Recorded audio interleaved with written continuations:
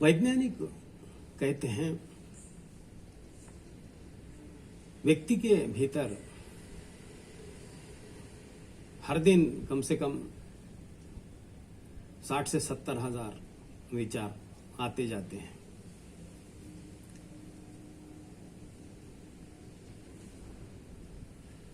अगर हमारे जीवन को हम गौर से देखें तो कहीं ना कहीं हमारा संघर्ष हमारे विचारों के साथ ही है। जीवन में जितने भी हमारे उपाय हैं, जितने भी हमारे साधन हम इस्तेमाल करते हैं, कहीं ना कहीं वो विचारों से जूझने के लिए ही है। या तो हम विचारों से भागते हैं, फिर या तो विचारों से संघर्ष करते हैं। हमारा पूरा जीवन इन दो आयामों में ही चलता है।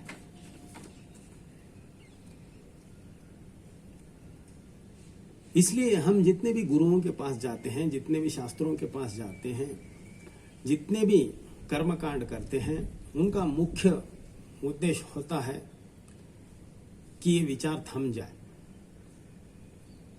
क्योंकि हम इन विचारों से बहुत परेशान हैं। या तो फिर विचारों को आना ही है तो ऐसे विचार आए जो हमें पसंद है। हमें पसंद विचार का मतलब ये होता है कि उनके भीतर से जो अर्थ निकलता है, उनके भीतर से जो समझ हम बनाते हैं, वो हमारे पसंद की हो, जो हमें प्रिय लगती हो, जिससे हमें सुख मिलता हो।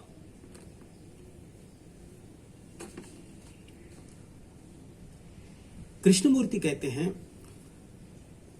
विचार ही बंधन है। लेकिन शिव सूत्र में शिव कहते हैं ज्ञानम बंधा, यानी शिव कह रहे हैं विचारों से जो हमने समझ बनाई है, नॉलेज जिस पर हमें गर्व है, वही बंधन है।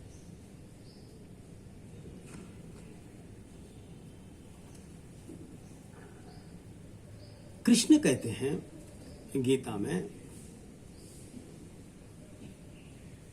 विचार बंधन नहीं है।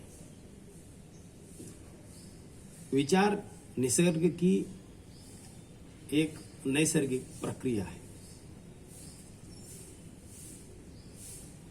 लेकिन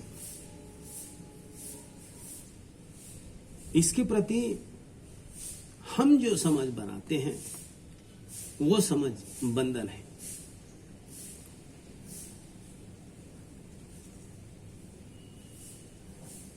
कृष्णमूर्ति और शिव जो कह रहे हैं उसको और गहराई में लेकर जा रहे हैं। कृष्ण कहते हैं समझ, कृष्ण का जोर समझ पर है। अगर कृष्ण को गहराई से हम समझे तो यहां पर कृष्ण ये हमें इंगित कर रहे हैं कि समझ हमें छोड़कर, हमारे बुद्धि से छोड़कर कहीं और से भी हो सकती है। यानी समझ अगर हमारे बुद्धि की न हो तो समझ भी बंधन नहीं है। ऑन द अदर हैंड, अगर ये समझ हमारे बुद्धि के न हो तो एक सृजनात्मक मार्गदर्शन भी हो सकती है।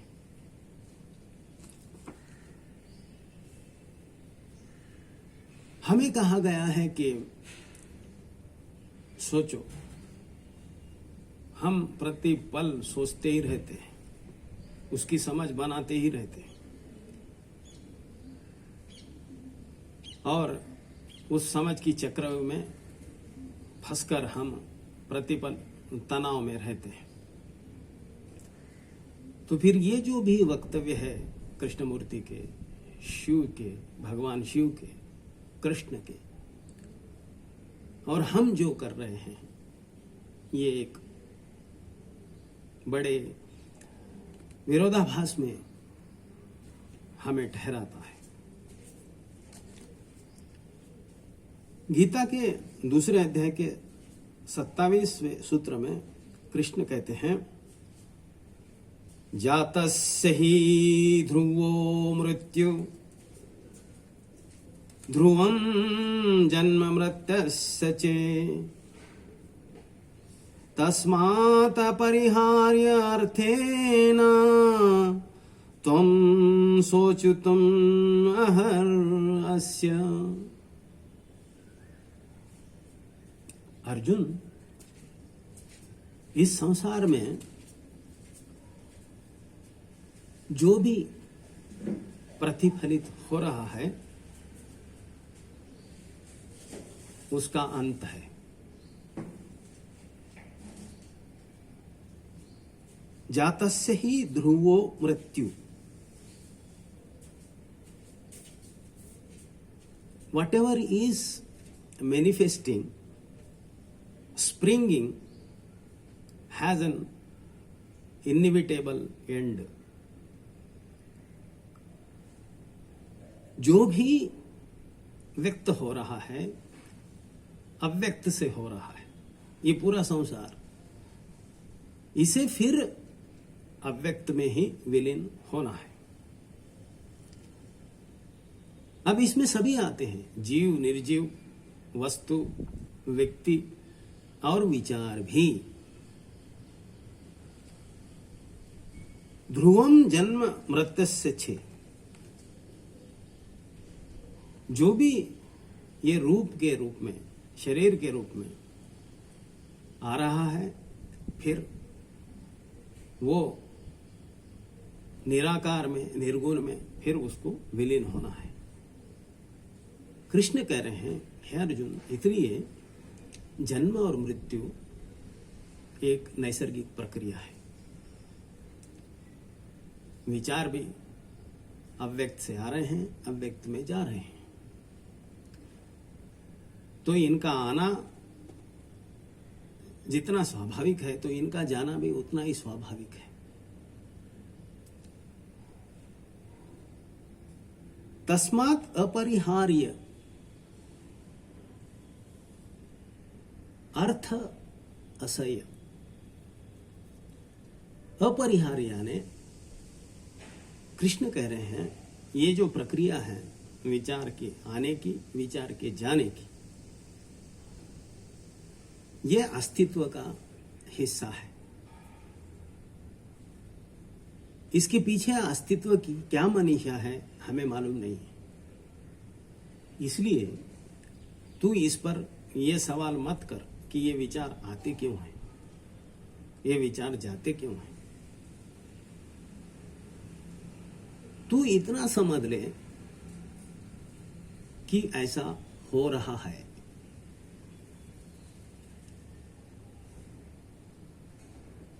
लेकिन हम क्या कर रहे हैं, अर्थ अथयन त्वं शोचितम न हर अस्य। कृष्ण कह रहे हैं कि हम इन विचारों को शुद्धतम दृष्टा बनकर देखने के बजाय हम इसका अर्थ निकालते हैं। अर्थे ये वैल्यू फील्ड है, ये कंपाउंड है, ये बना है। इसके जो सूत्र सोर्स शब्द है अर्थ और अथय, इसका अर्थ होता है किसी भी तथ्य का हम अपने बुद्धि की क्षमता, अपने साइकोलॉजिकल पैटर्न्स के अनुसार अर्थ निकालना, और उसके ऊपर प्रतिक्रिया देना। शोचितुम, अद्भुत वैल्यू फील्ड है शोचितुम। अर्थे त्वम शोचितुम, यानी कृष्ण कह रहे हैं जो भी हमारे विचार आ रहे हैं हम इसे नेगेटिविटी, हमारा जो चित्त है, कृष्ण कहते हैं ये नेगेटिविटी से भरा है, हमारा जितना भी सबकॉन्शियस है ये नकारात्मकता से भरा हुआ है। शोचितुम, नेगेटिविटी एंड सॉरो, नकारात्मकता से समझना और तनाव में आना, उसका दुख कर लेना। कृष्ण कह रहे हैं हम इन विचारों की जो समझ निकालते हैं, हमारा जो नकारात्मक चित्त है, नेगेटिव सबकॉन्शियस है, वहां से हम इसकी परिभाषा करते हैं, इसका इंटरप्रिटेशन करते हैं और उसकी जो समझ बनाते हैं वो नकारात्मक होती है।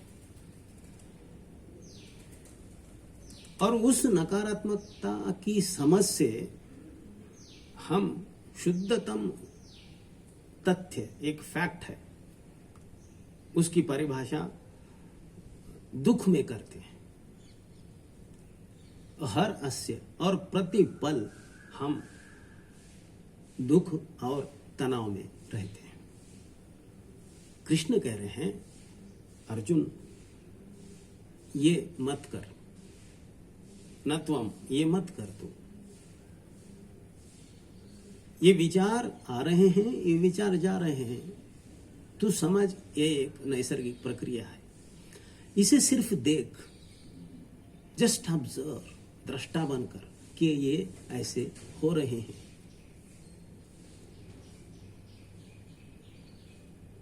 अपने नकारात्मक बुद्धि से इसकी व्याख्या करके प्रतिपल तू तनाव और दुख में नहीं आना है, ये कह रहे हैं कृष्ण अर्जुन, यानी हमें। तो कहीं ना कहीं हमारी जो जंग है वो जीवन में विचारों के इस समझ से है। लेकिन समझ तो व्यक्ति को ही निकालना है विचार की। तो फिर कृष्ण ये क्यों कह रहे हैं कि हमारे बुद्धि से इसकी समझ हम नहीं बनाना चाहिए? फिर किसके बुद्धि से इसकी समझ बनाना चाहिए? और अगर हम विचारों की समझ न बनाएं तो फिर उसकी समझ तो बनती ही है। ये ब्रेन का प्रोसेस है। जैसे ही विचार उसके फैक्ट्री में घुसते हैं तो वो प्रोसेसिंग करता ही है, इंटरप्रिटेशन करता ही है, व्याख्या करता ही है। तो फिर इसका समाधान क्या है? इसका उत्तर भी कृष्ण देते हैं। उसकी गहराई में हम उतरेंगे अगले पड़ाव में। आज इतना ही। नमस्कार।